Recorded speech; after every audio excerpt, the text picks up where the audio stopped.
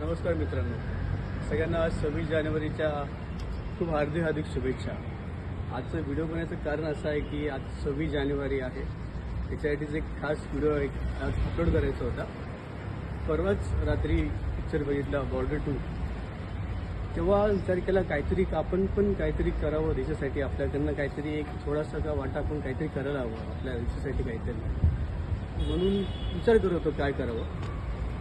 सकाळी उठलो, अचानक एक संकल्पना आली आहे मनामध्ये की काहीतरी आपण करावं। तर आजपासून आम्ही असं ठरवलं आहे की आपलं जे इंडो मेडिकल आहे, जे रोंजनमध्ये आहे, त्याच्यामध्ये आपण जेवढे काही आपले जे भारतीय सैनिक आहेत, त्यांच्या जे शहीद झालेले सैनिक आहेत, त्यांच्या मुलांना आपण, लहान मुलांना आपण औषधं कुठल्याही प्रकारची औषधं त्यांना आपण फ्रीमध्ये देणार आहोत।